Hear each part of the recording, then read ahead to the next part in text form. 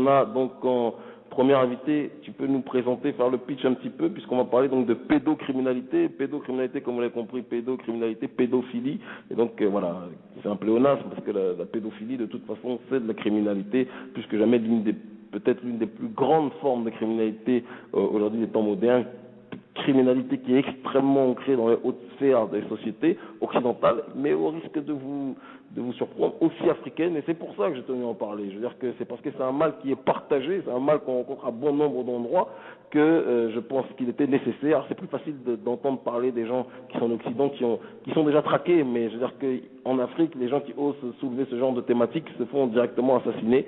Et donc voilà, on a cherché, on a interrogé au départ des résistants africains sur ce terrain-là, sur ce sujet, qui n'osaient pas, qui ne souhaitaient pas témoigner, et donc par conséquent on s'est tourné vers des gens qui mènent le même combat en réalité, sauf qu'ils ne le mènent pas sur le même terrain, sur le même continent que nous, en l'occurrence l'Occident, c'est là où ils le mènent eux, et on est heureux en tout cas d'avoir la première invitée ou le premier invité qui est, Sabinouche, à toi de jouer.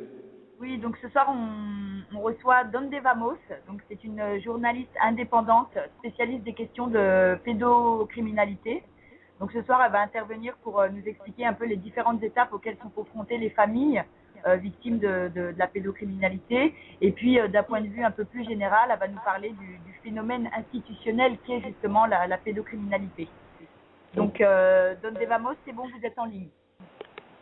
Bonsoir à tous. Bonsoir. Alors vous venez de parler de l'Afrique, effectivement, vous êtes probablement les premiers confrontés aujourd'hui. Je suis désolée, effectivement, moi je connais surtout des cas européens, français. Le phénomène chez nous, il commence à être connu, heureusement. Pourquoi ? Parce que beaucoup de familles sont confrontées au même processus, systématiquement. Oui ? On vous écoute, Donde Vamos. Alors, en général, quand un enfant de 4, 5, 10 ans éventuellement parle d'abus sexuels commis par son père ou un proche, ou éventuellement sa mère ou l'ami de sa mère, le parent qui entend ça ne veut généralement pas l'entendre. Donc la première chose, c'est déjà souvent nier les faits, parce que ça a l'air trop gros. C'est horrible de penser qu'on peut faire ça à un enfant. On a vraiment du mal à se dire surtout qu'une personne avec qui on vit peut avoir fait ça. Mais l'enfant, d'abord, il commence par parler de ce qui lui fait le moins peur. Donc on commence tout juste à aborder les choses. Ensuite, ce qui se passe, c'est que l'enfant va être crédible aux yeux d'une personne qui va dénoncer les faits, et alors à partir de là, le médecin auquel la personne va se référer, le médecin auquel l'enfant va parler, va parfois signaler les faits, mais la plainte n'est pas forcément prise d'un autre côté, et généralement on a affaire à un non-lieu, à un classement sans suite. Voilà. Et alors, Allô. Excusez-moi de vous interrompre. Déjà, bonsoir, parce que je ne sais pas si on s'est dit bonsoir. Bonsoir. Voilà, bonsoir à vous ou à toi. On est dans l'émission, donc on va pas faire ça se discute génération de la rue. Mais voilà, pour parler clairement et simplement, déjà d'emblée, toutes les personnes, c'est un sujet que je connais quand même bien, on va dire beaucoup, oui. Toutes les personnes qui ont vécu donc la pédophilie ne sont pas des personnes forcément systématiquement qui vont aller voir des médecins ou qui vont porter ces affaires devant la justice. Ça ne se termine pas toujours comme ça, on est d'accord sur ce terrain-là. Non, pas forcément, voilà. Hélas. Ouais. Voilà, ça c'est un premier point. Et le deuxième point, est-ce que quand on dit pédocriminalité, est-ce que vous pouvez déjà, ou est-ce que tu peux déjà nous expliquer clairement? J'ai donné une définition extrêmement sommaire tout à l'heure, mais voilà, tu es la spécialiste. C'était ça en fait. On parle de pédophilie, le terme n'est pas approprié, c'est pas aimer les enfants que de leur faire du mal. Voilà, c'est ça. Donc nous on préfère parler de pédocriminalité. Ouais. D'accord, ok, voilà. Donc la nuance est quand même importante et l'explication est importante, parce que c'est vrai que le terme, et d'ailleurs c'est là où on voit qu'il y a une disquette mentale, intellectuelle qui est donnée de manière inconsciente même aux gens, on présente le terme pédophilie. Propagande en face, oui. Voilà, exactement. Voilà, pour que les gens acceptent et intègrent ce procédé comme étant un procédé sympathique à l'image de la gueule de Jack Lang. Vas-y, continue, on t'écoute. Alors, ce qui se passe, c'est que, bon, je vais résumer alors, pour pas faire compliqué. Ce qu'il y a, c'est qu'une fois que la plainte est déposée, la machine judiciaire se met en marche et systématiquement, les familles se retrouvent à perdre leurs enfants. On se retrouve avec la personne accusée qui est innocentée et le parent protecteur, entre guillemets, qui se retrouve, lui, accusé de dénonciation calomnieuse, accusé de syndrome d'aliénation parentale, c'est-à-dire de manipuler son enfant.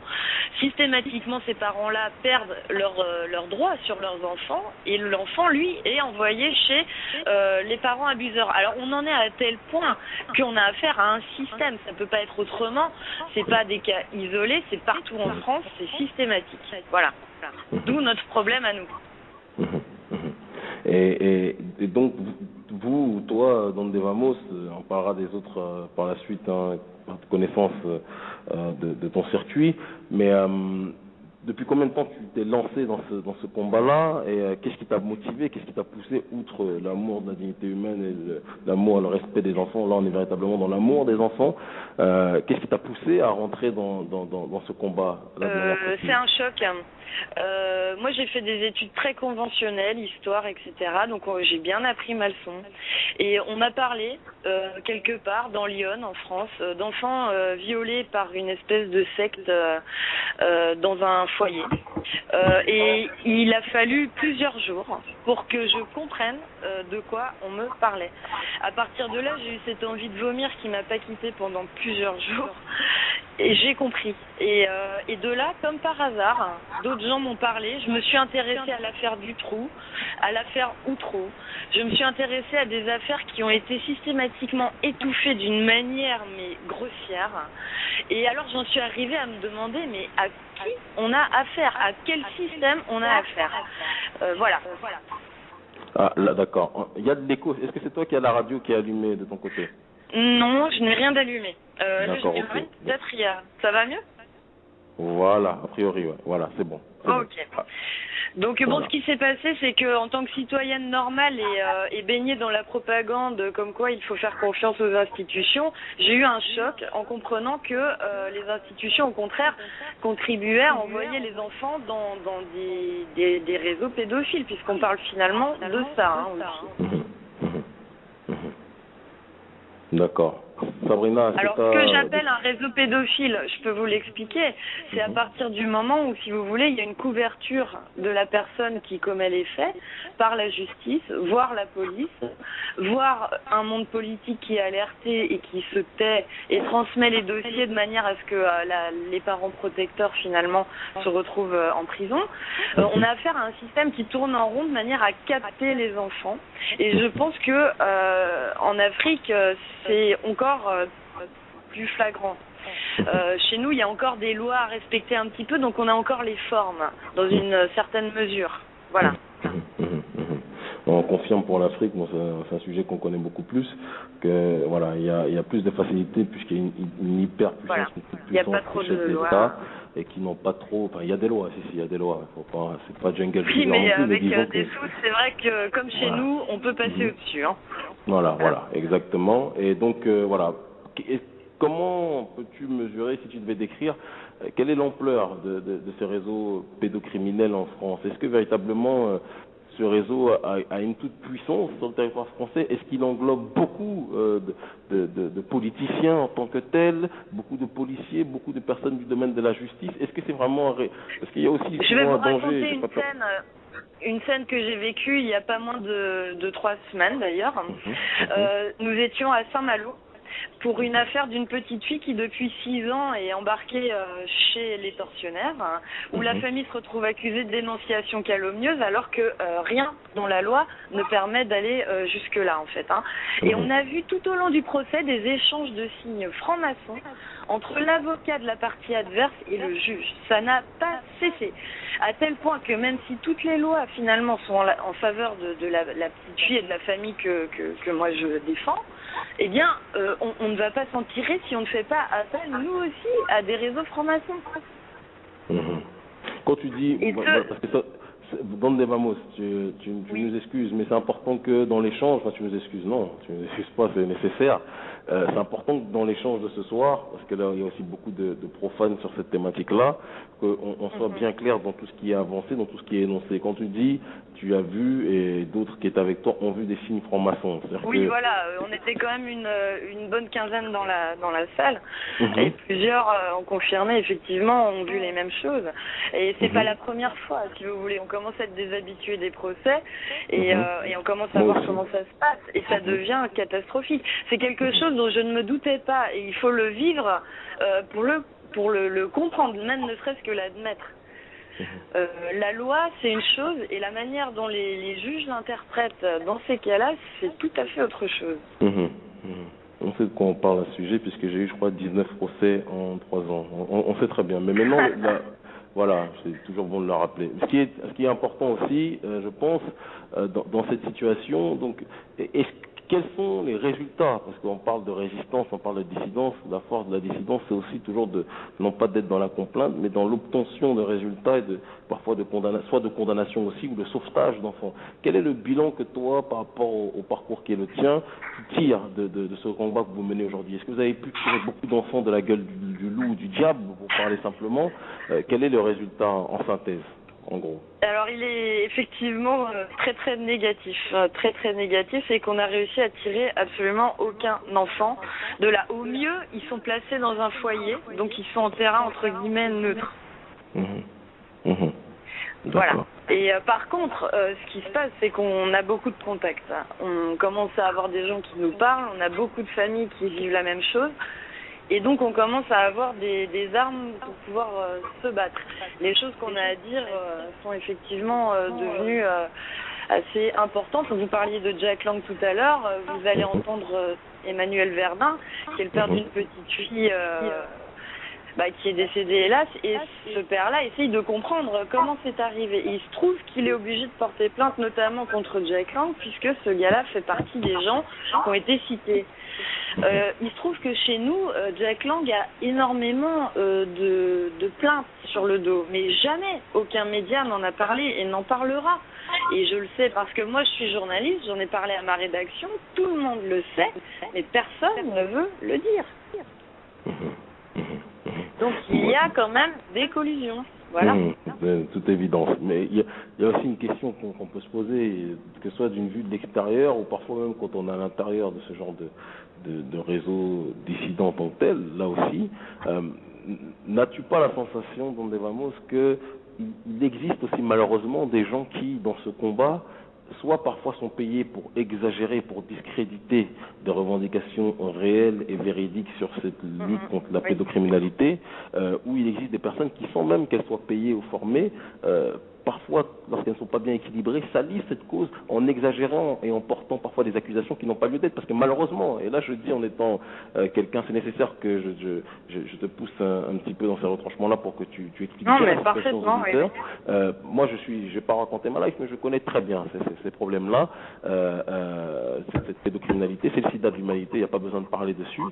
Maintenant, par rapport à ça, c'est peut-être aussi pour ça que je suis beaucoup moins tolérant face aux gens. Il y a des personnes qui, soit elles exagèrent, soit elles inventent aussi. Et pas toutes, évidemment, c'est une minorité, mais c'est cette minorité qui jette le discrédit sur tout l'ensemble des véritables victimes. Quel est votre regard dessus et quelle est votre grille de lecture? Parce que vous êtes infesté aussi de personnes qui sont parfois payées pour essayer de caricaturer votre mouvement en tant que tel. Quel est votre regard dessus? Quel est ton regard? Bon, effectivement, nous, on a finalement tendance à travailler en tant que cavaliers solitaires avec les familles que nous connaissons parce que, confrontés à des associations qui ont des géométries très variables dans leur combat, on préfère être sûr de ce qu'on fait et où on veut aller. Moi, mon moteur, c'est la colère, cette colère froide qu'on a quand on comprend ce qui se passe, quand on comprend à quel point les gens sont installés dans un espèce de monde de bisounours. Je ne sais pas si vous connaissez ça, cette espèce de dessin animé où tout est rose. Si, on connaît quand même. Mais on vient pas de Mars. On vient pas de Mars. Voilà, on ne sait jamais, hein. C'était il y a longtemps. Oui, mais voilà, On nous éduque là-dedans et... Mais bon, bref, on nous éduque là-dedans et comprendre que finalement, on se fait avoir, mais de A à Z, que nos politiciens ne sont pas là pour nous défendre, mais pour défendre d'autres intérêts, et que là-dessus, ils utilisent des réseaux pédocriminels pour corrompre des juges, pour corrompre d'autres hommes politiques. Ça fait très mal à entendre. Et honnêtement, je l'ai pas dit tout de suite. Pourquoi? Parce que je sais que les gens veulent pas et ne peuvent pas l'entendre. Mais c'est quand même la réalité. Et il va falloir qu'on s'y colle tous, parce qu'on parle des enfants. Voilà. Alors, effectivement, il y a plein de parasites dans le débat. On essaye au fur et à mesure de savoir à qui on a affaire. Ça prend parfois du temps. Je pense qu'entre gens de bonne foi, on va finir par se retrouver les uns les autres. Voilà, on essaye, quoi, en tout cas. Ok. À combien de nombre d'enfants vous estimez voilà, qu'il y en a qui sont violés, qui sont victimes de ces crimes abjects? Eh bien, écoutez, l'année dernière, en France, on a parlé de 15 000 mineurs abusés sexuellement. On sait qu'il n'y a même pas un enfant sur 10 pour lequel une plainte est déposée. Donc, le phénomène est quand même assez catastrophique. Et je pense qu'on le sous-estime, puisque la pédophilie, c'est un mal qui se propage d'une génération à l'autre. Un pédophile va faire 20-30 victimes. Dans les victimes non soignées, combien vont répéter et combien de victimes ils auront? Donc en 40 ans, on s'aperçoit avec les affaires chorales, par exemple en France, que le nombre de victimes se décuple tous les 10 ans, quoi. Et finalement, on a affaire à une catastrophe qui vérole des villes entières, et tout ça à l'insu des bonnes gens, on va dire. Hein. Ok. Et quels sont les coups politiques à titre personnel, toi, dans des Vamos ou juridiques, que tu as reçus par rapport à cette logique de résistance et de dissidence dans laquelle tu es installé? Moi, je me fais très très discrète. C'est pour ça que je vous donne pas mon nom, même si je suis journaliste. J'ai envie de durer longtemps dans ce combat. Mais c'est vrai qu'on a des affaires où on doit effectivement faire très attention à nos communications, à ne pas s'envoyer de mails. On est brouillé des fois quand on se retrouve chez une famille. Pendant 2 jours, aucun appel ne passe. Des choses très très bizarres que rationnellement, bien sûr, on ne peut pas expliquer et qui nous incitent effectivement à nous méfier, quoi. Voilà. Et en plus, on a peur pour les enfants. Donc effectivement, on prend des précautions assez énormes. Ok. Et l'étendue de votre travail se limite à la France ou on peut aussi retrouver Non, je commence à regarder ce qui s'est passé chez les Indiens du Canada, par exemple, où c'est une catastrophe, c'est un génocide qu'on a commis sur les enfants pendant plus d'1 siècle, à les tuer, à les envoyer dans des réseaux pédophiles, pareil, et ça continue à l'insu de tout le monde.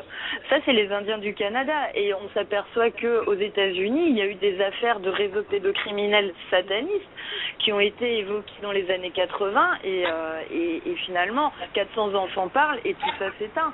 Enfin, il y a plein d'affaires comme ça auxquelles il faut s'intéresser partout dans le monde, en fait. Voilà. Justement, c'est pour ça qu'il faut parler moins vite. Dans des Vamos, quand vous avez parlé tu as parlé de l'affaire des Indiens du Canada. Est-ce que tu peux expliquer un peu plus pour les gens qui Alors, ce qui s'est passé, c'est que les églises catholiques, vous savez qu'on a un peu massacré quand même les Indiens avec la tuberculose, etc. Mais à un moment, vers la fin du 19e siècle au Canada, les églises ont réussi à obtenir le droit que tous les enfants canadiens, amérindiens, aillent dans leur pensionnat. Et de là, il y avait un taux de mortalité de 50%, et ça a duré pendant des dizaines et des dizaines d'années, jusqu'au milieu du 20e siècle. Et alors, on disait qu'il mourait de tuberculose, mais un type, en fait, qui s'appelle Kevin Annett, a récolté des témoignages de ces Indiens qui parlent d'abus sexuels commis par des notables, des juges, des politiciens qui venaient dans les pensionnats. Ils parlent d'expériences de type électrochoc, ils parlent de stérilisation forcée, et tout ça sur des dizaines d'années, à tel point qu'on a complètement massacré certaines tribus avec toute leur richesse, toute leur culture. On a poussé ces enfants à se détester leur identité, et c'est un massacre. Aujourd'hui, la pédophilie elle fait des ravages dans les réserves, l'alcoolisme, la drogue. C'est une catastrophe ce qu'on a fait à ce peuple, et j'ai l'impression que quelque part c'est aussi ce qu'ils sont en train de nous faire à l'échelle mondiale, ce génocide intellectuel et spirituel et le génocide de nos enfants, quoi. Évidemment. Voilà. On remarquera d'ailleurs que le procédé que que tu exposes par rapport à ce qui s'est passé avec les Indiens au Canada, c'est exactement la même chose qu'ils ont fait avec les aborigènes d'Australie, évidemment. C'est la même chose qu'ils ont fait avec un certain nombre de populations. On se rend compte que c'est une pratique que l'oligarchie effectue depuis très longtemps. Et même si on veut remonter, parce qu'on parle de pédophilie, on va remonter à la matrice, on va dire, culturelle ou linguistique de ton très cher continent qu'est l'Europe, dont Devamos. La Grèce aussi, je veux dire que la pédocriminalité était présente là-bas, sauf que c'était considéré comme normal à une certaine époque. Et comment tu analyses ça? Est-ce que tu penses que c'est quelque chose qui fait partie d'un trait culturel de l'oligarchie Ça fait partie probablement d'une pratique d'une certaine élite et d'une certaine sous-culture qui a l'habitude de tripoter ses enfants. Mais éthiquement, honnêtement, un enfant de 8 ans ne peut pas être consentant pour ces actes-là. Donc on est dans une société évoluée censée les protéger.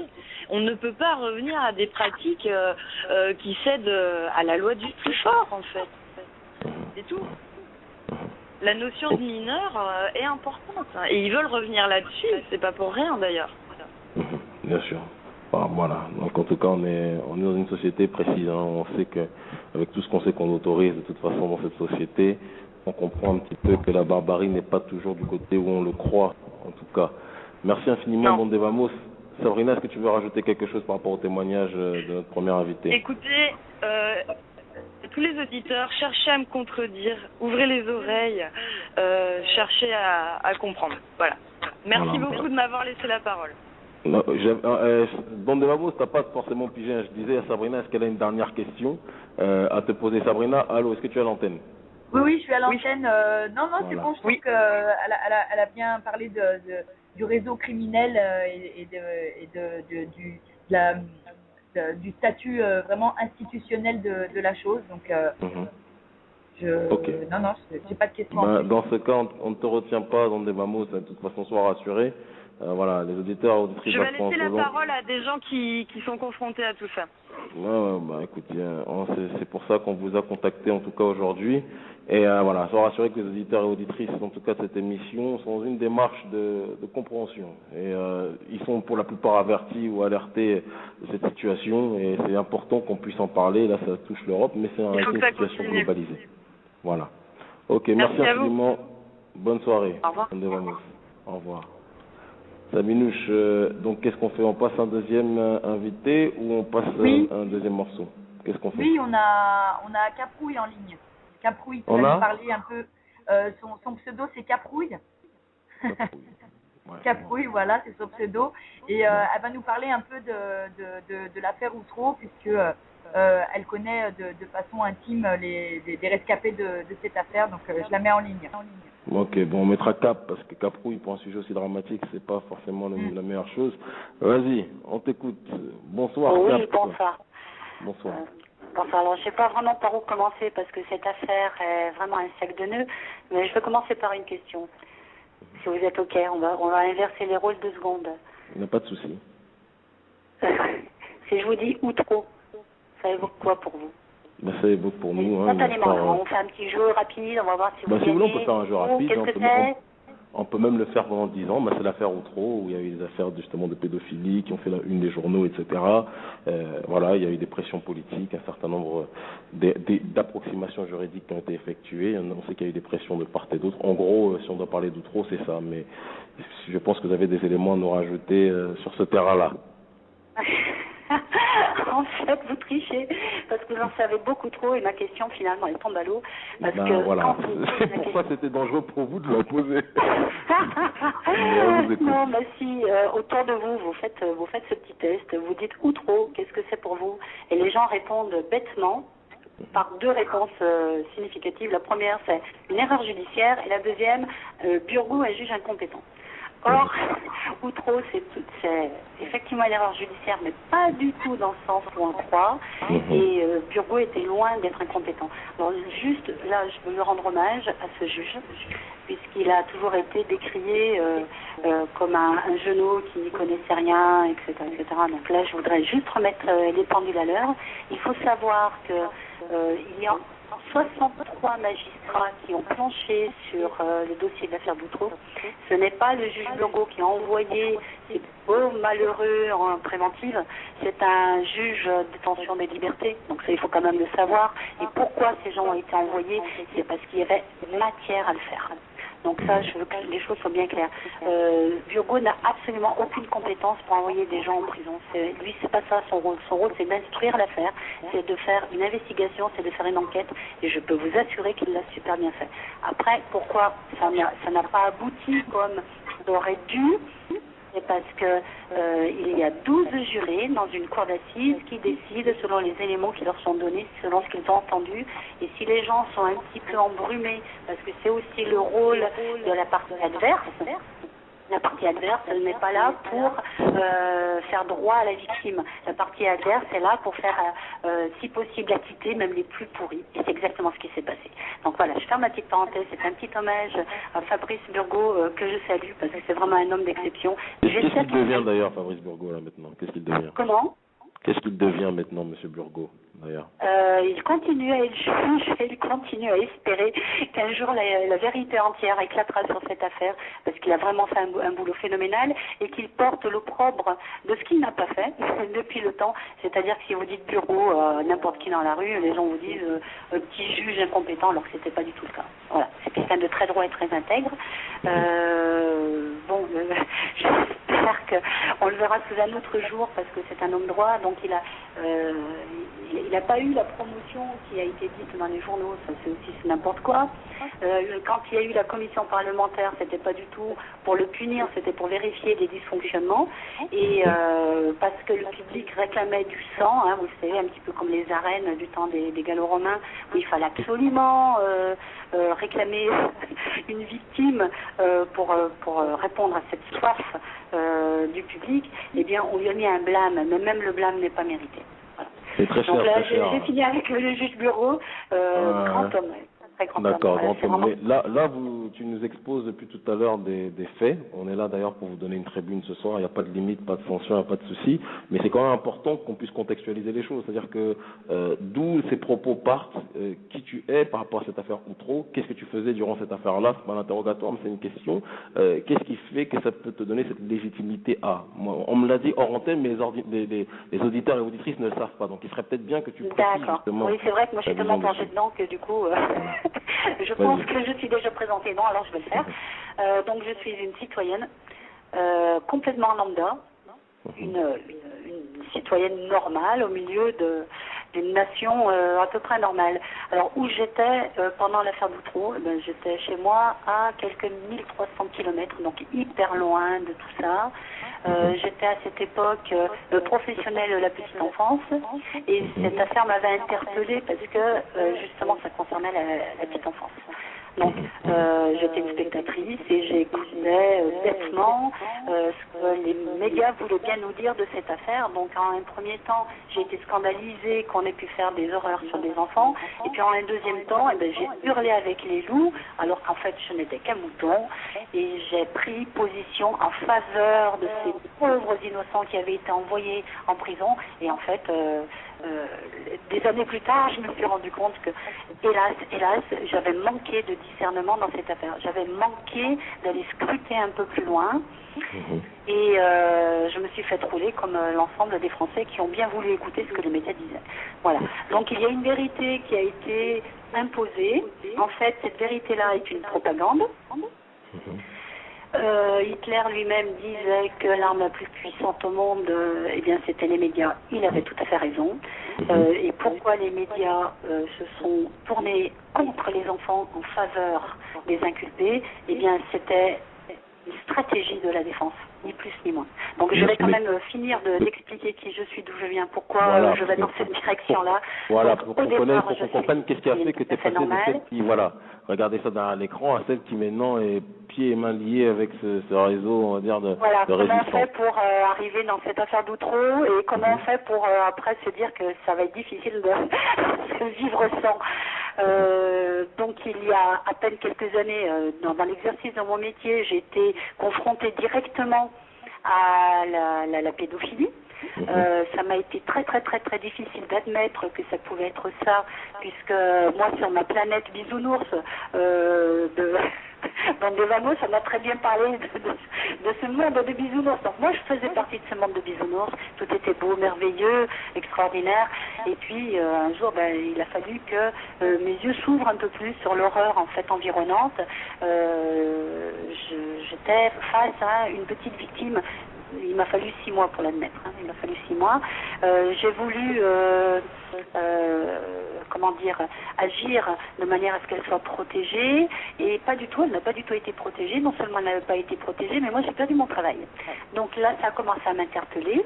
Tu as perdu ton travail, pourquoi? Parce que tu dépendais trop retrouvée dans une situation un peu similaire, c'est-à-dire que sa petite fille a commencé à faire des révélations qui vous font tomber à la renverse, et quand la maman a emmené la petite fille chez le médecin, puis chez un psychologue, et qui ont attesté que la petite avait subi des choses inimaginables, mon amie a voulu porter plainte au commissariat, alors là je vais le dire même carrément, puisque c'est le commissariat de hier, dans le Var, et on lui a dit, madame, avouez, c'est vous qui avez manipulé votre petite pour vous venger de votre ex-mari. Donc là, ça faisait 2 histoires un peu glauques sur le même périmètre. Je me suis dit, quel âge avait la petite, si c'est pas indiscret? 5 ans. 5 ans, et moi, elle m'a dit, elle m'a confié des choses. Moi, je l'ai croisée entre-temps. Au moment où elle a parlé à sa maman, elle m'a parlé dans la foulée. Elle a parlé à sa grand-mère. Après, elle a parlé à tout le monde. En fait, pendant 5 ans, la petite, elle s'est tue. Mais le jour où elle a commencé à parler, on ne pouvait plus l'arrêter. Elle parlait tout le temps, et elle donnait de plus en plus de détails absolument ahurissants. Donc, l'affaire de mon amie m'a interpellée en plus de la mienne. Et là, je me suis dit, il y a 2 solutions. Soit c'est autochtone. Le problème de la pédophilie, c'est typique au Var, soit c'est national ou c'est international, mais il y a quelque chose, il faut que je sache. Donc j'ai commencé à faire des investigations, et c'était l'époque où Shérif Delay, l'aîné des enfants de l'affaire Boutreau, revenait en France pour présenter un livre qu'il avait coécrit avec Serge Garde. Donc j'ai été très intéressée, très interpellée, parce que je découvrais tout à coup une deuxième vérité judiciaire qui nous avait été occultée pendant toutes ces années. Cette deuxième vérité est qu'il y a eu 2 enfants reconnus officiellement victimes par la Cour d'appel de Paris. Donc nous, ce qu'on en avait retenu en tant que citoyen lambda, spectateur ordinaire, c'était qu'il y avait eu des pauvres innocents envoyés injustement en prison. Voilà ce qu'on avait retenu. Et puis tout à coup, Shérif Delay qui fait son apparition, et on découvre une deuxième vérité, il y a 12 enfants reconnus victimes. Donc s'il y a eu 12 enfants reconnus victimes, ça veut dire qu'il y a eu de l'autre côté des agresseurs.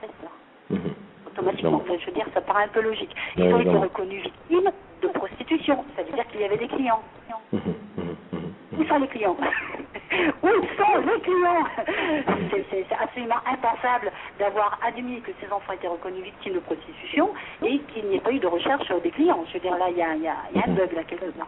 Bref, donc j'ai commencé vraiment à m'intéresser de plus près à cette affaire, parce que tout est lié à l'affaire Boutreau. C'est-à-dire que depuis l'affaire Boutreau, il n'est plus possible pour un enfant victime d'expliquer, comme la petite dont j'étais en train de vous parler il y a 2 secondes, qui m'a dit clairement, écoutez bien, mon papa met son zizi dans le trou de mes fesses, ça me fait mal. Et bien quand elle le dit au policier, on l'accuse d'être une menteuse, parce qu'à l'affaire Boutreau, c'est finalement, dans la conclusion bête et méchante des médias, c'est des enfants qui ont raconté des mythos. Voilà. Donc là, on est obligé de remonter à cette affaire Boutreau, parce que les enfants sont traités de menteurs depuis l'affaire Boutreau. Donc on est obligé de remonter à la source. Et on décortique, et en décortiquant, eh bien c'est l'horreur. Chaque jour, moi j'en apprends et j'en découvre davantage, et ça fait depuis, ça va faire 2 ans. Ça fait 2 ans que j'ai mon nez dans l'affaire Boutreau, et chaque jour est un jour nouveau avec une découverte nouvelle.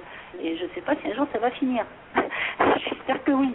Mais je suis convaincue, je suis absolument persuadée que le jour où l'entière vérité sur cette affaire sera faite, toutes les stratégies de défense qui utilisent d'une manière fallacieuse l'affaire d'Outreau pour pouvoir interdire les enfants d'exprimer ce qu'ils ont à dire, eh bien cette ligne de défense va tomber aussi brutalement qu'il y a eu la chape de plomb sur toutes les affaires actuelles. Voilà. Donc c'est important qu'on puisse décortiquer l'affaire d'Outreau. Bon, déjà, à partir d'Outreau, les enfants ont été obligés de se taire. Il faut remonter à Outreau pour qu'ils puissent de nouveau parler. Voilà, ça c'est mon intime conviction. Voilà. Il y a une jurisprudence. Allô à lui. Allô pour couper. Oui, excusez-moi. Voilà. Ouais, sinon on va pas s'entendre. Bon, déjà de un, par rapport au résumé qui est effectué, bon, ça permet déjà de plus situer la situation. Donc on te remercie profondément pour ça. Bon, de deux, moi clairement, quand j'entends, je sens que tu as le peps quand même, malgré tous les propos énoncés. Moi, je te cache pas que je suis consumé par ma haine quand j'entends et je visualise certaines images que tu as évoquées tout à l'heure. Comment, parce que c'est ça le plus important, c'est avant toutes ces procédures juridiques qui appartiennent de toute façon à la loi du plus fort, parce que c'est malheureusement comme ça que ça se passe. Et je parle en tant que quelqu'un qui connaît la justice, ou plutôt l'injustice française, plus que la plupart des gens qui en parlent ce soir, j'en sais rien, mais en tout cas voilà, je connais ça très bien. Malheureusement, pour avoir souvent été du mauvais côté de la barrière sur ce terrain-là, avant tout ça, c'est un drame humain. Quelle est la tentative d'accompagnement que vous proposez, que ce soit aux familles, que ce soit aux enfants? Moi, c'est ça qui me touche, parce que je vous le dis comme je le pense. Moi, les histoires de obtenir la justice de juges qui sont pétrés dans des affaires, justement, pour la plupart, on ne va pas essentialiser, mais c'est quand même une réalité. Beaucoup sont liés à ça. Tout à l'heure, vous parliez justement de réseaux en plus maçonniques dedans. Donc, vous savez tout aussi bien que moi à quoi ça renvoie. Mais le plus important, c'est l'enfant, parce que l'enfant va devenir. Moi, c'est cette partie humaine qui m'intéresse. L'enfant va devenir adulte, et cet adulte-là peut sombrer. Cet adulte-là peut démolir. Cet adulte-là peut ne plus jamais se relever s'il n'est pas suffisamment fort mentalement. Et tout dépendra de la possibilité, de la capacité des adultes qui ont côtoyé l'enfant meurtri, d'encadrer cet enfant meurtri, de le pousser à croire en la vie. Quelle est votre démarche, vous? C'est en réalité pour ça que je vous ai invité ce soir, parce que j'étais très curieux de voir le mode opératoire. Quelle est votre démarche, vous, par rapport à ces enfants quand vous réussissez plus ou moins à rentrer en contact avec eux? J'ai bien compris tout à l'heure par rapport à ce qu'a dit Don Devamos, que vous n'avez pas la possibilité d'être en contact avec tous ces enfants-là, mais quand vous êtes en contact avec eux, qu'est-ce qu'il en est? Comment vous les encadrez? Parce que si vous ne les aidez pas, c'est des gens qui vont soit sombrer, soit disparaître, ou devenir des criminels après aussi. Quel est votre... tout à fait. Ouais. Alors c'est là le plus fou, on va dire peut-être en ce qui me concerne dans mon histoire, hein, c'est que quand j'ai commencé à mettre mon nez dans cette affaire d'Outreau, j'ai cherché des contacts avec des personnes susceptibles de me donner des réponses aux questions que vous venez précisément de poser. Comment faire, qu'est-ce qu'il faut faire, comment agir de manière concrète, parce que c'est pas le tout de voir, après il faut quand même bouger. Hein. Si on retourne à ce qu'on a, je veux dire en arrière, après avoir vu ce qu'on a vu, on n'a rien compris. Donc il faut absolument après passer à l'action et comment le faire de manière concrète. Alors là je vais vraiment résumer, sinon demain j'y serai encore. Je me suis retrouvée à accueillir Chérif Delay. Chérif Delay est venu chez nous pour quelques jours, le temps qu'il puisse de nouveau avoir des projets et s'établir enfin en France, parce que Chérif Delay, après avoir été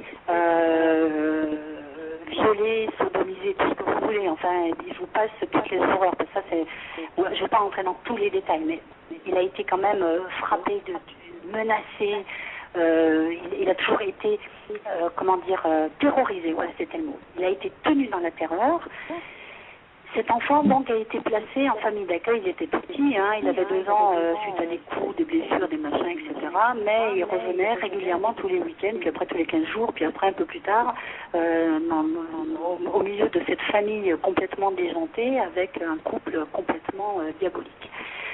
Donc le petit était quand même placé, mais ces enfants, quand ils sont placés dans les familles d'accueil, même si les gens sont exceptionnels et même s'ils sont formidables, ils ont un mot d'ordre, ils n'ont pas le droit d'aimer les enfants. Je ne sais pas si vous connaissez l'histoire de la petite Cindy qui a été sauvagement arrachée à sa famille accueillante. parce que il y avait trop d'affection entre eux. Et ça, c'est du régulier. Je peux vous dire que là, je suis bien placée pour vous dire qu'il est interdit d'aimer les enfants. Donc ces enfants sont déjà d'une part complètement fracassés par leur propre histoire. Ils sont ensuite placés chez des gens qui peuvent être tout à fait formidables, mais avec lesquels il n'y a aucune possibilité d'une relation profonde. Donc la restauration, la réparation, tout ça, c'est absolument quasi impossible. Et puis comme ils expriment, ces enfants, bien souvent, leur mal-être intérieur, d'autant plus il y a une injustice, comme dans l'affaire d'Outreau, ils expriment ça par de la violence, parce que la douleur est là, elle peut s'exprimer, donc ils l'expriment toujours d'une manière qu'il ne faudrait pas. Donc ils sont ensuite envoyés dans des foyers, comme les foyers ne peuvent pas les gérer. Là, je vous parlais des enfants de lait, ils ont été envoyés 4 ans en Belgique. Après la Belgique, Chérif, il a été envoyé 3 ans au Sénégal. Après le Sénégal, lui, il aurait bien aimé revenir en France. Mais non, ça n'allait pas. Ça n'allait pas parce qu'on voyait que c'était un petit peu chaud pour lui. Donc, ils ont essayé même de l'envoyer en Algérie. Pour qu'il renoue avec ses racines ancestrales. Quand vous dites qu'il a été envoyé, excusez-moi de vous interrompre, voilà. Quand vous dites qu'il a été envoyé au Sénégal, à Algérie, dans ces endroits-là, il a aussi subi des attouchements ou Non. Voilà. On s'est très très bien occupé de lui d'un point de vue corporel. Je vais dire ça comme ça. Non, il a été placé par le Conseil général dans un CER en Belgique. Où il a été quand même molesté. Je vais employer ce mot-là. Ils ont eu des méthodes éducatives musclées, mais il n'a pas subi d'autres problèmes d'ordre sexuel. Ce qui n'est pas toujours le cas, parce que j'ai entendu plein de témoignages comme ça d'enfants qui étaient placés, et ça je peux vous donner une liste complète. Les enfants sont placés pour la protection, et c'est dans les lieux de protection qu'il y a encore des crimes similaires. Donc, bref, on n'a rien gagné à les placer parfois.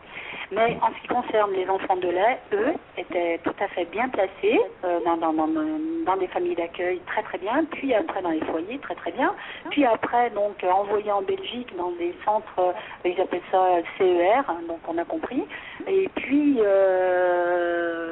quand ils ont 18 ans, bien souvent ils ont une telle overdose des milieux communautaires, des milieux collectifs, ils en ont tellement marre et puis ils sont tellement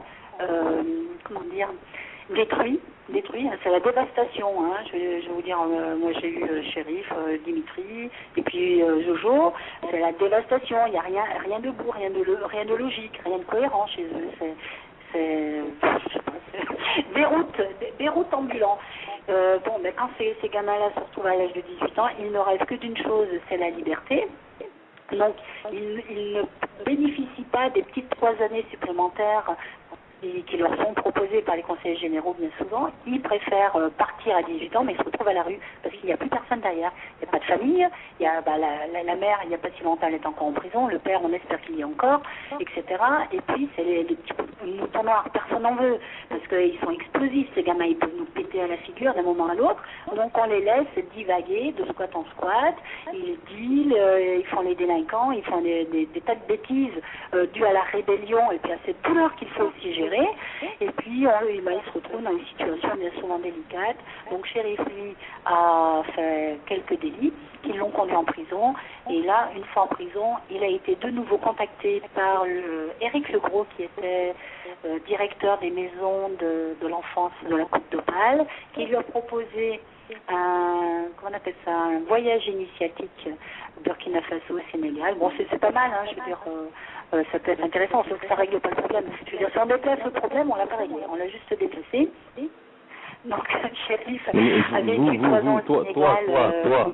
Toi, par rapport à ce que tu me parles d'Éric Legros, Charlemagne, Charles-Henri Dupré, mais moi ce qui m'intéresse c'est toi par rapport à ces situations-là. Tu m'excuses de parler, parce que je te dis vraiment cette thématique ce soir, moi voilà, ça me... ça te touche. Alors oui, voilà, donc simplement pour t'expliquer le parcours du petit, parce que sinon on ne peut pas comprendre. Voilà, mais moi ce qui m'intéresse vraiment c'est de savoir après toi, parce que toi, et ça c'est une impression. Ton rapport, c'est une impression, je ne veux pas jeter non plus de discrédit sur le travail qui a été fait en amont, parce qu'il a rencontré des gens formidables, je veux dire... Il n'y a pas de souci, mais après s'il te plaît, en tout cas n'oublie pas dans ton explication s'il te plaît, allô, Oui. Dans ton explication, n'oublie pas s'il te plaît après que je puisse savoir. C'est pour ça qu'on t'a invité. Et c'est bon, on croit en ce que vous faites. Il faut le rappeler, que tu puisses nous préciser exactement toi quel a été après ton impact et ton rôle dans tout ça. Le but n'est pas ni de se grandir ni de se rabaisser, mais d'exposer. Parce que moi, ça m'intéresse pour diverses raisons de savoir qu'est-ce qu'il y a dans la tête de personnes qui prétendent, qui disent, qui font tout pour aider les enfants. Voilà. Ça m'intéresse de savoir comment ça se passe. Voilà. Donc c'est pour ça que je pose la question. Donc, allez, je vais aller donc droit au but. Donc, Chérif est arrivé chez nous suite à tout ça. Il était persona non grata de partout. Et j'ai simplement suggéré à tous ces gens formidables qui s'étaient occupés de lui auparavant de l'accueillir chez nous, puisqu'on est au fin fond de la campagne profonde. Donc il ne risquait pas d'aller se venger des impunis de son histoire. Voilà, mais nous on avait dit au départ, avec mon mari, on s'était mis d'accord pour quelques jours, juste le temps qu'il refasse surface. On n'y connaît rien du tout, nous on n'est pas éduqués, on n'est pas du tout psychologue, on n'est pas médecin, on n'est rien, on est citoyen. Donc bref, on a accueilli notre shérif là, et on peut pas expliquer ce qui s'est passé. Alors il y a des choses qui s'expliquent, puis il y en a d'autres, il y a une espèce d'alchimie qui se fait, qui est complètement inexplicable. Et quand le shérif a mis les pieds chez moi, alors que je connaissais d'avant, je l'avais déjà rencontré à sa dédicace, on avait correspondu sur Facebook, enfin bon bref, mais quand il est arrivé chez moi, j'ai eu un coup de foudre. Je ne peux pas expliquer. C'est un truc, j'avais l'impression qu'il était dans mon ventre. J'avais l'impression que c'était mon bébé. Enfin, je ne peux pas expliquer. C'est un truc qui est complètement ahurissant. Moi, j'ai été complètement saisie dans mes tripes en voyant ce jeune homme. J'ai envie de dire autre chose, mais je veux dire jeune homme, quand il est arrivé chez moi, je l'ai aimé tout de suite. Et j'ai une explosion d'amour dans mon cœur pour lui. Je ne peux pas expliquer. C'est inexplicable.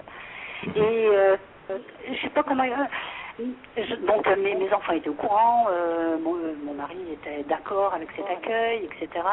Et mes enfants, donc très intéressés, ils avaient lu le bouquin, ils avaient lu aussi le livre de Marie-Christine Grison, petite parenthèse, à lire à tout prix, ou trop les vérités abusées, de Marie-Christine Grison.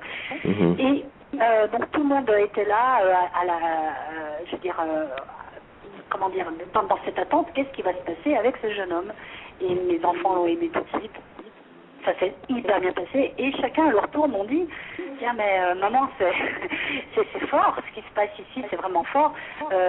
S'il ne va plus chez toi, il ira où? Je dis, je sais pas, il a nulle part où aller, quoi. C'est chez nous ou rien.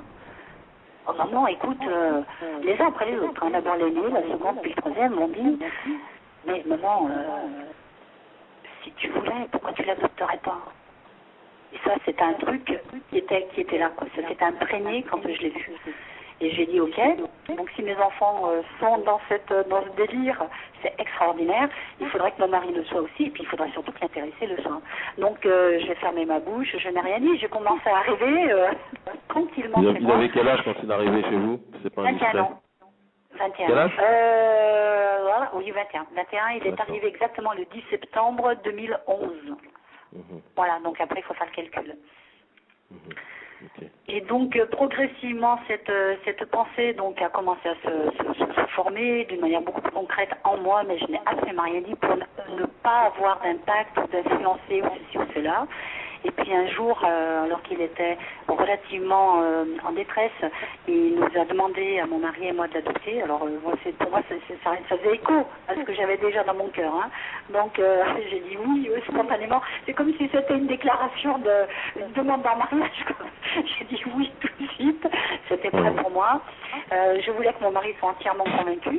Et mon mari a été entièrement convaincu. On a laissé faire les choses parce que avec Chérif, c'est toujours aussi très spontané, il veut tout de suite, et puis c'est toujours à l'extrême, c'est toujours hyper speed, etc. Donc on a laissé faire, on s'est dit il ne faut pas que ce soit un coup de tête, il ne faut pas que ce soit un coup d'émotion, il faut que ce soit profond, etc. Il nous a réitéré sa demande encore 2 fois de suite, sur allez, on va dire une petite année au total, et puis là on a entamé des démarches, et puis nous sommes en cours d'adoption de Chérif. Voilà, donc pour lui dans sa tête c'était clair, il ne voulait plus de la génitrice qui l'avait violentée comme elle l'a fait, il ne voulait plus que cette femme soit considérée comme sa mère. Et il avait décidé de s'en choisir une autre et apparemment je correspondais à son attente. Donc ça m'allait très bien parce que moi j'étais complètement prête à l'accueillir et aujourd'hui, avec le recul, je peux le dire, j'ai l'impression de l'avoir mis au monde. J'ai l'impression qu'il a été formé dans mon cœur et je ne l'ai pas formé dans mon utérus, mais je l'ai formé dans mon cœur et j'ai l'impression de l'avoir mis au monde. J'ai un amour pour Chérif équivalent à celui que j'ai pour mes 3 autres enfants. Et je ne fais pas de différence. J'en fais une toute petite parce qu'il demande une attention particulière. Et au niveau de mon potentiel d'amour, je pense que je l'aime autant. J'ai 4 enfants. Aujourd'hui, j'en ai 4. Ça, pour moi, c'est une évidence. Alors, qu'est-ce que concrètement ça apporte dans sa vie à lui? Ça serait mieux, c'est celui qui puisse le dire. Ils sont morts de rire. Bon, moi, c'est bien de voir le bon côté des choses. Moi, ce qui me dérange aussi un petit peu, ma très chère camarade, c'est que c'est une histoire extrêmement profonde que tu nous présentes là à la radio. C'est la première fois moi que je t'entends. C'est un acte extrêmement courageux. On va pas faire trop de solennel non plus. Chacun ressent les choses comme il le ressent. Mais c'est un acte pas héroïque, parce que c'est normal. Normalement, n'importe quel être humain devrait faire ça face à des êtres décimés. Malheureusement, l'humanité, le moins qu'on puisse dire, c'est qu'elle n'est pas comme ça. Mais je pense qu'il serait vraiment très important que chacun puisse ressentir aussi, tu me permets que je dise ça, vraiment la densité de ce que tu effectues. Même si je sais que peut-être le rire est synonyme de trac en ce qui te concerne ou autre, mais c'est très important qu'on sente que c'est pas un jeu ce que tu fais, tu vois, c'est quelqu'un de très profond. On s'est renseigné sur toi. Moi, je t'ai pas invité parce que tu étais Jean Roucas, si tu vois ce que je veux dire. Je t'ai invité parce que vraiment, le parcours qui est effectué et le travail je suis très renseigné, parce que je n'aurais pas invité n'importe qui. C'était de ce que j'ai pu comprendre, d'après ce que mon assistante m'a dit, etc. On a beaucoup discuté. Tout ce que tu racontes là ce soir, on me l'a dit hors antenne, et je voulais, dans les grandes lignes en tout cas, être convaincu d'eux, et on l'est ce soir. Donc, si c'est possible, juste, si tu me permets que je puisse juste mettre mon grain de sel dessus, pour diverses raisons d'ailleurs, qu'on soit un peu plus en allée, vraiment que tu expliques calmement, posément, comme tu le fais depuis tout à l'heure, plus ou moins, mais voilà, la situation, il n'y a pas de joie dans cette affaire-là. Moi, j'ai pas de joie, quand j'entends tout ce qui est dit ce soir, là, j'ai pas beaucoup de joie, ça me laisse un goût de pisse dans la bouche.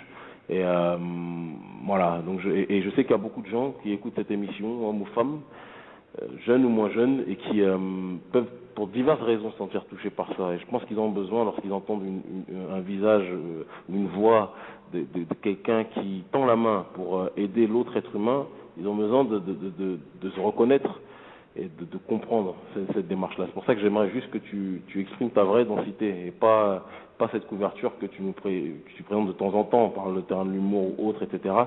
C'est très lourd ce que tu fais. C'est lourd. Pas au sens négatif. Oui, mais c'est pour ça qu'il est bon aussi d'avoir des éclats de joie, des éclats de rire. Moi, j'avoue que j'ai pas d'éclats de joie quand j'entends. Après, c'est chacun. Moi aussi, j'en ai. Je vais vous expliquer où elle est ma joie. C'est quand je vois les étoiles qui brillent dans les yeux de Chérif. Il y a de l'espoir, il y a de la vie. Tu sais qu'il y en a. Tu sais, camarade, qu'il y en a qui ne. Après, je ne vais pas citer de nom ou raconter des parcours. Comme je te dis, on n'est pas chez Delarue, personnel d'ailleurs, mais il y en a qui, jusqu'à très longtemps, ont sombré. Moi, je connais des gens qui se sont suicidés. Paix à leur âme là aussi d'ailleurs. Et je connais des personnes qui, parce qu'elles sont très solides mentalement, s'en sont relevées. Tu comprends ce que je veux dire? Mais ce qui est certain, c'est que je sais que les blessures de ces dernières, certaines n'ont pas été pensées. Et je pense que c'est très important. Ah oui, non, mais j'ai pas dit que Chérif était sauvé. Enfin, ok. Il n'y a pas que Chérif, il y en a plein. Chérif, c'est... Oui, non, mais moi, je vais parler de celui que je connais. Voilà. Moi aussi, je parle de ce que je connais. C'est pour ça que je te parle de ça. Quand il est arrivé chez nous, il avait 24 points de suture sur le bras gauche. Il s'était méchamment entamé le bras. Il n'avait pas fait semblant. Je pense qu'il se serait déjà suicidé si il avait été rejeté dans la rue ou s'il n'avait pas trouvé un petit minimum d'affection profonde, d'amour vrai dans sa vie. Je pense qu'il ne serait plus là. Ça, c'est important de dire des choses comme ça. Et quand c'est vif, il est en cours de guérison, mais il est seulement en cours. Il est loin d'être arrivé à guérison totale. Alors là, puisque j'ai exprimé avec, avec mon cœur, hein, ce que je ressens par rapport à lui, et ça m'apporte beaucoup de joie. Je veux dire, l'amour, c'est toujours quelque chose de bon, donc pourquoi s'en priver? Mais il y a aussi des côtés difficiles. Les côtés difficiles qui sont combien de nuits il a fallu passer éveillé parce que il était saisi de cauchemar où il revivait son affaire. Et ça, c'est une réalité. Et comment faire pour le consoler? Comment faire pour l'apaiser? Comment faire quand il a l'angoisse comme ça qui vient le saisir, quand il y a des flashs qui lui reviennent, quand il a des paroles qui viennent résonner dans son esprit? Comment faire pour l'aider? Ça, c'est une réalité. Est-ce que c'est un coup de cacheton? Est-ce que c'est un coup de une petite tape sur l'épaule? Allez, c'est rien, ça va passer, faut oublier, on regarde demain? Non, c'est pas comme ça que ça marche. C'est pas comme ça. Il faut être une oreille immense, il faut être une petite bouche pour pouvoir toucher de près la douleur de l'autre. Et la grande difficulté, c'est de ne pas tourner autour de cette douleur en continu pour ne pas faire de lui une victime non-stop. C'est compliqué ça, hein. Parce que c'est une victime, ça c'est réellement une victime, mais on aimerait qu'il sorte de ce statut, de cette douleur, de cette réalité, et on aimerait qu'il devienne un homme nouveau pour pouvoir vivre d'une manière nouvelle. Donc c'est un drôle de challenge auquel on ne s'attendait pas du tout quand on l'a accueilli, puisque c'était pour quelques jours, et on se rend compte qu'avec lui, il faut aller pas après pas, il n'y a rien de décidé, il n'y a rien de décidé, il n'y a pas de ligne de conduite. Très peu de personnes peuvent se permettre de nous donner un conseil parce qu'il n'y a pas comment dire, chaque personne étant tellement différente et étant tellement particulière avec une histoire particulière, on ne peut pas faire de copier-coller, on ne peut pas donner une direction en disant on va faire comme ceci, on va faire comme cela, ça va marcher. Non, c'est pas. De jour en jour, il se passe des choses différentes. Ce qui est certain, camarade. À côté de ça, il y a toute, je dis bien, l'horreur liée à cette affaire. Donc il y a la douleur en elle-même à cause des sévices subis, donc psychologiquement complètement fracassé. Puis après, il y a eu le déni de justice d'une certaine manière, même s'il y a eu une reconnaissance de leur statut de victime, ça c'est officiel, il n'y a pas de souci, mais les médias ayant dit que c'était des enfants menteurs, tout le monde les considérant comme des menteurs, il y a eu un déni de la réalité de leur affaire. Et ça a été très très très très lourd à supporter. Donc ça a fait double douleur pour ces gamins d'Outreau, et ils le vivent eux au quotidien. Donc ils sont dans une situation psychologique qui est très très très très difficile. Il faut qu'on décode. Chaque fois qu'ils disent quelque chose, il faut qu'on se demande mais qu'est-ce qu'il a vraiment voulu me dire? Parce qu'il me dit ça, mais en fait ça ne veut pas tout à fait dire ça, ça veut dire autre chose. Donc il faut avoir un décodeur en permanence, il faut avoir des antennes en permanence. Et quand ils disent que ça va bien, il faut vraiment bien regarder si ça va bien, parce que ça peut ne pas aller, et puis ils peuvent faire des bêtises dans l'instant d'après, et c'est sans dents de scie. Je veux dire, on n'est pas sur, on n'est pas du tout sur la vie n'est pas un long fleuve tranquille. Voilà, ça c'est une évidence. Hein, donc il faut être à la fois très très très près, mais tout en les laissant faire des choix, parce que ce sont des individus, hein, ce ne sont pas des enfants non plus, ce sont des adultes, donc ils doivent faire des choix d'adultes, assumer leurs responsabilités d'adultes, et puis parfois on est obligé de leur lâcher un petit peu de lest, et puis il se passe parfois des choses regrettables, je veux dire, bien souvent j'ai été fortement inquiète parce que Chérif avait pris des décisions, il voulait voyager un petit peu, par exemple, je donne juste un exemple comme ça, eh bien 15 jours d'escapade, pour moi c'est 15 jours d'enfer, parce que je ne sais jamais ce qui va se passer pendant ces 15 jours-là. À la fois je me dis c'est un adulte, donc il doit faire ses propres choix et les assumer, et d'un autre côté, il est aussi comme, ça c'est l'ambiguïté ou l'ambivalence, il est aussi comme un petit enfant qui vient de découvrir qui vient de naître dans une nouvelle famille, et il faut le surveiller à la fois comme ce petit enfant qu'il faut protéger, et à la fois il faut se dire c'est un adulte et il doit faire ses choix. Et là on est toujours en train de jouer entre les deux, c'est hyper compliqué. Quand je dis jouer, c'est pas un jeu, hein, c'est voilà, hein, et c'est hyper compliqué.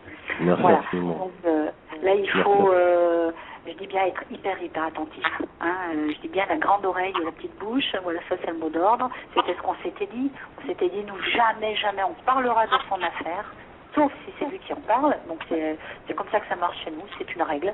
On ne parle jamais de son truc, sauf s'il veut nous en parler. Donc s'il veut nous en parler, c'est lui, et puis on sent quand il faut arrêter. On sent quand on se dit, bon allez, c'est bon pour aujourd'hui, on a une autre dose.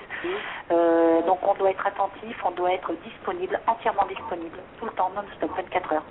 Ça c'est très lourd, très très très lourd. Bon, je dis bien, on n'a pas de formation, hein, donc on apprend sur le tas, ça c'est pas évident. Voilà, donc combien de temps il faudra-t-il encore là, il est déjà 17 et on a un témoin après qui a un autre. C'est tellement de dire de choses. Oui, on comprend bien. Mais bon, pour le mot d'ordre en fait, en tout cas, c'est la non, mais il n'y a pas de souci, regarde. Voilà. Ce qu'on te propose, c'est que tu restes, on va te garder, Sabrina va te garder en antenne au cas où il y aurait nécessité que tu réinterviennes dans la soirée durant les 40 dernières minutes, d'accord? On va écouter le témoin qui va parler de ce qu'il a vécu, sachant que beaucoup de personnes dans cette émission ce soir savent de quoi il parle, et c'est de part et d'autre d'ailleurs, donc ça c'est un... Sabrina, c'est toi qui décide, tu veux qu'on passe quoi précisément là maintenant? La chronique de Laurent Lui ou le témoin? D'abord le témoignage en fait. D'accord, on va passer le témoignage. Après, Laurent Lui, ça va faire long et lourd parce que voilà, l'émission touche bientôt à sa fin, donc on passe le témoignage. Vas-y, on y va. Ok, donc on accueille Sandrine qui va nous parler de son expérience personnelle. Sandrine, vous êtes en ligne. Oui, bonsoir. Bonsoir Sandrine. Alors, pour résumer assez rapidement, je suis maman de 3 enfants. J'ai 2 filles, un garçon. Donc les 2 filles ont été abusées sexuellement par mon ex-mari. Et lorsque j'ai pris mes enfants et que j'ai voulu les défendre, je me suis retrouvée avec un système judiciaire totalement à mon encontre, plus un système également de services sociaux. Les enfants sont systématiquement pas crus. Et il a fallu que nous soyons menacés de mort et j'ai été brutalisée par mon ex-compagnon et sa famille. Qui nous ont menacés de mort, donc sous la peur, j'ai pris mes enfants, j'ai voulu les protéger, je suis partie, sachant quand même que j'avais prévenu les services de l'ordre et les services judiciaires. J'ai donc été accusée de non-représentation d'enfants, et pour ce, j'ai fait 2 mois de prévention en maison d'arrêt. Mes enfants m'ont été enlevés, je ne les ai vus qu'1h30 par mois, et suite en fait à la dernière décision du juge des enfants, je devais les voir 2 heures mensuelles, et en fait je ne vois plus mes enfants depuis 6 mois, parce que les services sociaux ont décidé qu'il n'était pas possible que je les voie, parce que les structures n'existeraient pas dans le département dans lesquels sont actuellement mon ex-mari et sa nouvelle compagne. Voilà. Ok. Sabrina, est-ce que tu as des questions à poser par rapport au témoignage de Sandrine? Oui, parce que j'ai entendu, Sandrine, que vous aviez fait de la prison. Est-ce que vous pouvez nous expliquer pourquoi vous avez fait de la prison et comment vous avez pu en sortir? Alors, faire de la prison devant un juge d'instruction, c'est tout simplement refuser de livrer ses enfants pour qu'ils soient livrés à un père incestueux. C'est une maman qui tient tête à un juge d'instruction en lui disant que si c'est le prix à payer de faire de la prison pour protéger ses enfants, il n'y a pas de souci. C'est tout simplement un bras de fer entre une maman protectrice et un juge. Comment maintenant j'ai pu sortir de la prison? Tout simplement parce que il savait où étaient mes enfants et c'est depuis le début. Or, ce que j'ai pu comprendre, c'est qu'il ne fallait pas avoir que la maman, mais toute la famille protectrice, en l'occurrence la grand-mère maternelle et la tante. Donc ils sont venus récupérer mes enfants là où j'avais pu les confier en fait juste à mon arrestation, et ce dans la plus grande violence où grand-mère et tante ont été brutalisées physiquement, psychologiquement, les enfants ont été photographiés sous la terreur, et tout ceci pour se retrouver devant un juge d'instruction assez connu sur la région de Toulouse, un juge d'instruction qui était mêlé à l'affaire Alex.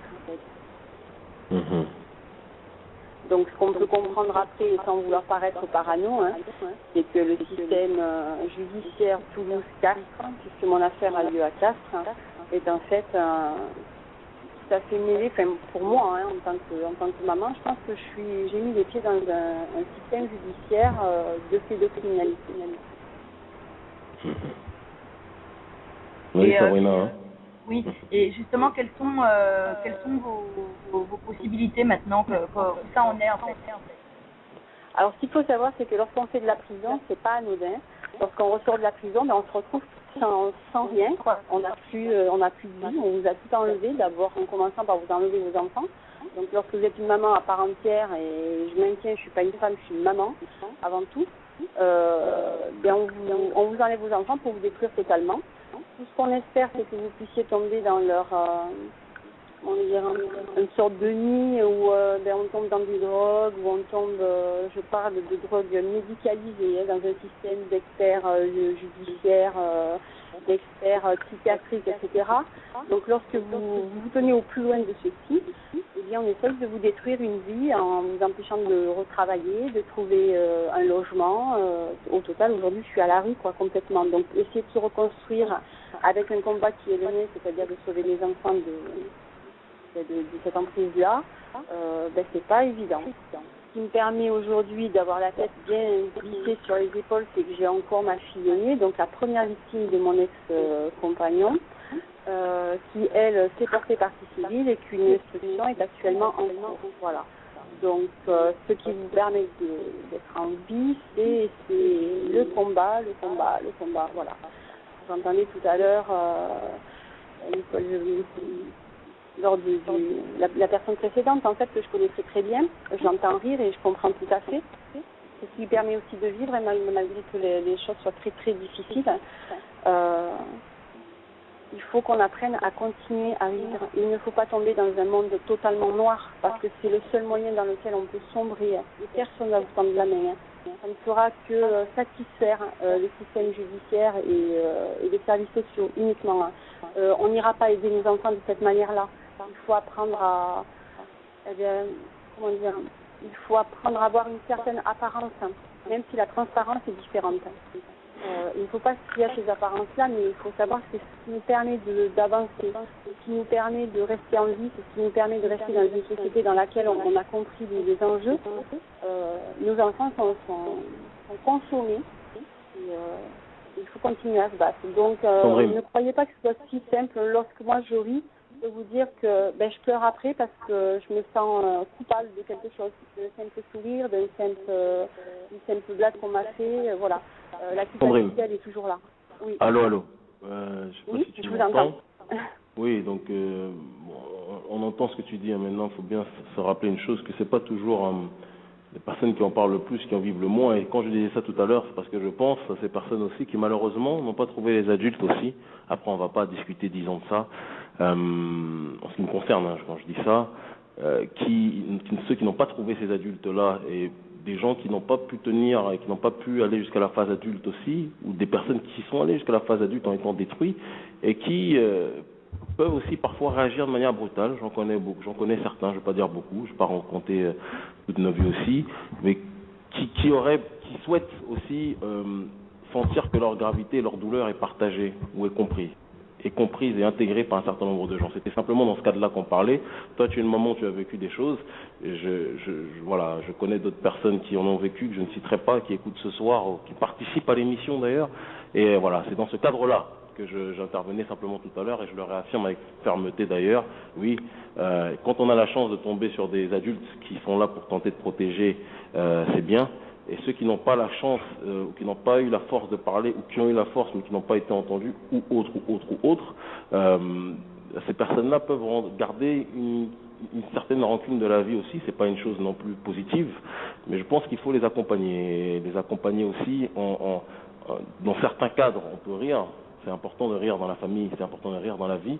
C'est vrai que dans ce témoignage-là, dès que j'ai reçu des textos, par exemple, des messages de personnes qui, lorsqu'ils ont entendu cette thématique-là, il y a des personnes qui sont extrêmement blessées, qui sont à genoux aujourd'hui, qui sont à genoux psychologiquement, moralement, et qui entendent ça comme ça. Et c'est pour ça, on est dans une émission radio. N'oublions pas qu'on parle à des gens qui ont vécu des choses de manière différente. Il y en a qui l'ont vécu de manière bien plus dramatique. Toi, tu as connu la prison, c'est quelque chose qui t'a anéanti. On entend même à ta voix que ça t'a anéanti, mais tu es resté debout.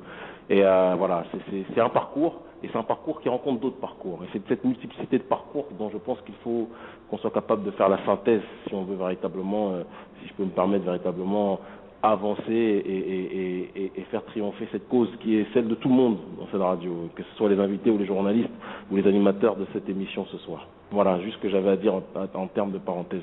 Continue ta réflexion, c'est ton témoignage, s'il te plaît, Sandrine. Oui, pour revenir sur la prison, en fait, je prends pas ça comme un anéantissement. Hein. Je prends plutôt ça comme... Je pense que les magistrats m'ont rendu un fier service que de me mettre en prison parce que ça ne m'a rendu que plus forte. Ce qui est horrible, c'est de savoir que je n'ai plus de contact avec mes enfants, je ne sais même pas s'ils sont en vie. Les magistrats ne me répondent pas, les magistrats qui ont mon dossier en main ne me répondent pas, ne me donnent aucune nouvelle de mes enfants. J'ai saisi différents ministères, on ne me donne toujours aucune nouvelle de mes enfants, ça fait 6 mois, j'ignore totalement s'ils sont encore en vie. On ne peut pas, lorsqu'on a ouvert les yeux, lorsqu'on sait de quoi il s'agit, lorsqu'on sait de quelles souffrances sont soumis nos enfants aujourd'hui, je peux vous dire qu'en moins de 15 jours, j'ai pu croiser 2 personnes qui m'ont raconté des histoires similaires aux miennes alors que je ne suis pas allée chercher. On tente de nous rendre antisocial, etc. Moi, je lutte contre ça. Je veux continuer à développer, d'aller vers les gens, de faire des choses très humaines, etc. Et je me rends compte qu'en fait, quand on a les yeux ouverts, eh bien, en fait, on voit beaucoup plus de choses. J'ai entendu tout à l'heure, on parlait de manque de discernement, on ne peut être que influencé. Il faut savoir qu'on grandit dans un système éducatif où en fait on est totalement formaté. Il est difficile de croire en toutes ces histoires. Il est déjà difficile de les recevoir encore. Même moi qui suis totalement concernée parce que je sais que les enfants ont subi, j'ai encore du mal à entendre. J'ai encore du mal à lire. C'est très difficile à recevoir.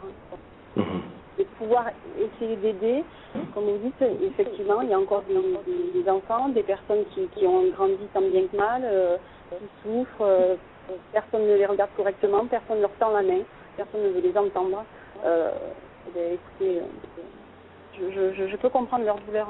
Je ne suis pas personnellement concernée dans le sens où je ne connais pas la souffrance que mes enfants ont subie dans leur corps, dans leur chair, dans leur tête. Moi, c'est la souffrance d'une maman qui n'est pas entendue par un système judiciaire. Mais je ne serai jamais à la place de mes enfants, je ne serai jamais à la place de ces enfants qui ont subi. C'est bien de le préciser. Ok. Merci infiniment en tout cas Sandrine. Le temps avance véritablement. Sabrina, est-ce que tu as quelque chose à rajouter ou parce que là il est déjà malheureusement 47. Ouais, le temps avance, donc on peut remercier déjà Sandrine pour son témoignage. On devait avoir aussi Emmanuel Verdun qui est en déplacement. Je l'ai eu il y a quelques minutes. Si je peux prendre quelques secondes pour faire son communiqué à sa place. Et puis comme ça, on peut passer éventuellement à la suite du programme.